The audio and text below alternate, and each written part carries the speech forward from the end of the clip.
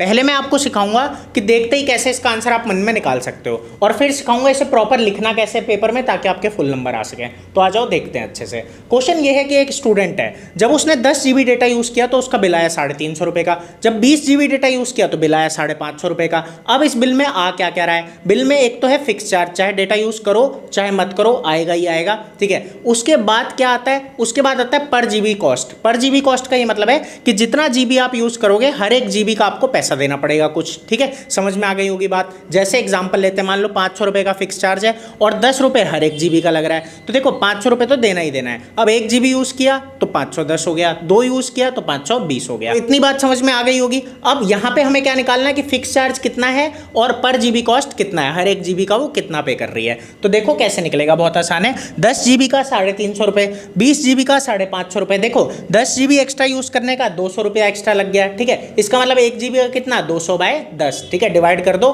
20 आ गया, मतलब हर एक GB का कितना पैसा लग रहा है, 20, ठीक है। तो ऐसे आपको दिमाग लगाना है। अब बात यह है कि 10 GB यूज़ किया, 20 रुपये के हिसाब से 200 रुपये लगने चाहिए थे, लग कितने गए, 350 रुपये। बस यहीं से आपको पता लग गया कि 150 रुपये एक्स्ट्रा लगा है, इसका मतलब 150 रुपये का फिक्स चार्ज है और 20 रुपये क्या है, पर GB कॉस्ट है। तो समझ में आपको अच्छे से आ गया होगा, ठीक है, कि मन में कैसे होगा। अब लिखना सीखते हैं आराम आराम से, देखो कैसे लिखा जाएगा।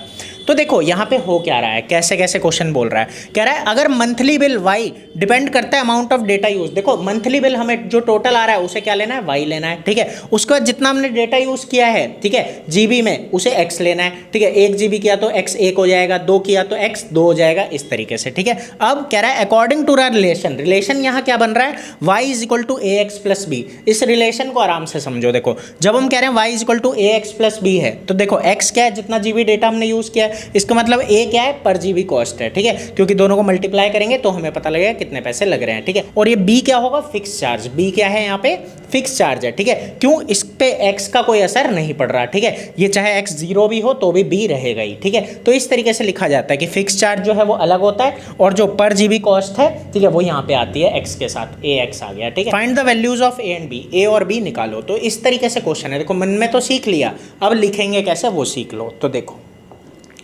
यहाँ से चालू करते हैं, ठीक है। सबसे पहला स्टेप यही है, क्वेश्चन समझो। क्वेश्चन मैंने समझा दिया, x क्या है, नंबर ऑफ GB है, ठीक है, कितना GB यूज हो रहा है। उसके बाद y क्या है, टोटल मंथली कॉस्ट है रुपीज में, ठीक है। उसके बाद लीनियर रिलेशन क्या दे रखा है, y = ax + b। अब आपको क्या करना है, देखो x की वैल्यू 10 डालोगे तो y कितना होगा, 350, 350।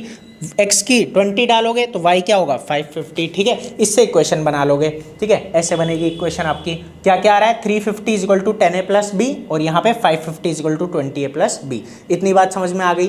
अब आगे चलते हैं, ठीक है। आगे क्या करना है आपको, देखो यहाँ पे जो फर्स्ट इक्वेशन थी वहाँ से आप क्या करोगे, b की वैल्यू निकालोगे। कैसे निकलेगी, 350 = 10a + b है, b को एक तरफ रहने दो, 10a को वहाँ ले जाओ। ये आ गया आपके पास b = 350 - 10a। इसे मान लोगे इक्वेशन नंबर 3, ठीक है। इतनी बात क्लियर हो गई। अब आगे चलते हैं।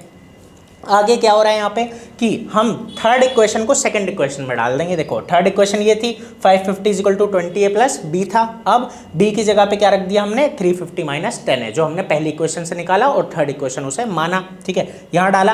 अब इसे सॉल्व करेंगे। सॉल्व कैसे होगा, 20 में से 10 गया क्या होता है, 10 होता है, तो 10a हो जाएगा। यहाँ 550 में से 350 गया तो 200 हो जाएगा, ठीक है। समझ में आ रही है बात। अब डिवाइड कर देंगे, ठीक है। समझ में आया, तो आपके पास a की वैल्यू क्या आ जाएगी, 20, ठीक है। इसका मतलब जो आप पर GB कॉस्ट दे रहे हो वो कितना है, 20 है। समझ में आई बात। आगे चलते हैं, ठीक है। अब अगर ये 20 आ गया तो अब इक्वेशन नंबर 3 से b = 350 - 10a है, ठीक है। तो यहाँ पे आप सॉल्व करोगे, a की वैल्यू 20 डाल दोगे, तो आगे सॉल्व करोगे तो ये b कितना आ गया, 150। तो जैसा मन में किया था बिल्कुल वैसे ही यहाँ भी आंसर आ रहा है, लेकिन दिक्कत यह है कि लिखने में बच्चे गलती कर देते हैं। आप नहीं करोगे, ठीक है। प्रॉपर स्टेप्स में आपको मैंने बताया, ठीक है। तो समझ में आ गया होगा। अगर कहीं कोई भी डाउट हो तो मेरे को ज़रूर बताना, मैं कोशिश करूंगा आपको और अच्छे से एक्सप्लेन कर पाऊँ, ठीक है। अब बात यह है कि अगर आपको कोई डाउट है तो जल्दी से कमेंट कर दो, कल शाम 6 बजे आपको वीडियो मिल जाएगी, आपका डाउट क्लियर हो जाएगा। और चैनल को सब्सक्राइब कर लेना और अपने दोस्तों के साथ शेयर कर देना ताकि वो भी अच्छे से पढ़ सके। आज के लिए इतना ही।